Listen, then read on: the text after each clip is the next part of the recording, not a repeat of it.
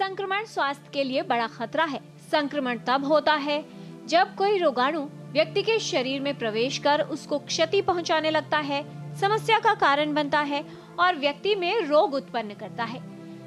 इन संक्रामक जीवों को रोगजनक कहा जाता है। ये कई प्रकार के हो सकते हैं। जीवाणु यानी बैक्टीरिया, विषाणु यानी वायरस, कवक और परजीवी। कुछ कारक हैं जो संक्रमण के खतरे को बढ़ाते हैं, जैसे स्वच्छता का अभाव, साफ सफाई का ध्यान न रखना, पोषण की कमी, रोग प्रतिरोधक क्षमता कमजोर होना, सही व पूर्ण टीकाकरण न करवाना, संक्रमित व्यक्ति के संपर्क में आना, एंटीबायोटिक दवाओं का अधिक और अनावश्यक प्रयोग करना, बढ़ती आयु और कुछ अन्य अवस्थाएं, जैसे किसी व्यक्ति की रोग प्रतिरोधक क्षमता कम हो या पहले से ही उसे कोई रोग हो, तब भी संक्रमण होने की संभावना बढ़ जाती है।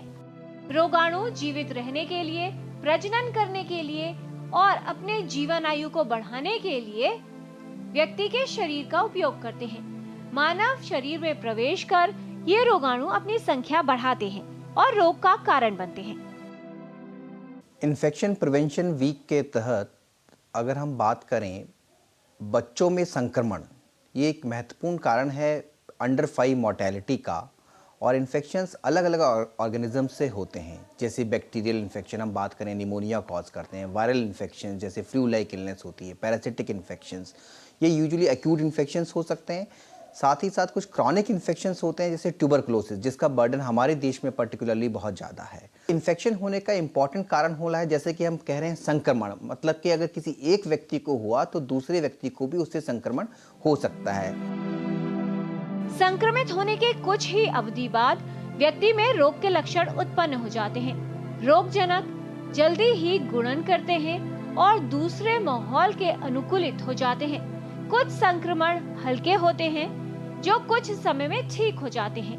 वहीं गंभीर संक्रमण गंभीरता को बढ़ा सकते हैं, व्यक्ति के लिए जटिलताएं उत्पन्न कर सकते हैं और कुछ स्थितियों में जीवन के लिए खतरा भी सिद्ध हो सकते हैं।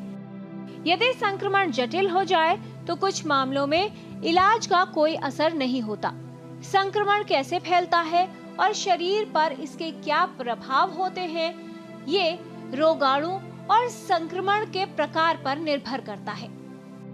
किसी बच्चे को साल में 2 बार से ज़्यादा निमोनिया हो रहा है, कहीं पे मवाद बन रहा है, कोई डीप सीटेड इन्फेक्शन जैसे ऑस्टियोमाइलाइटिस, बोन एब्सेस या लिवर एब्सेस रिकरेंट हो रहा है, मेनिंजाइटिस हो रही है या दिमागी इन्फेक्शंस हो रहे हैं, तो ऐसे केस में हमें प्राइमरी इम्यून डेफिशिएंसी के बारे में भी सोचना चाहिए और डॉक्टर से उचित सलाह लेनी चाहिए।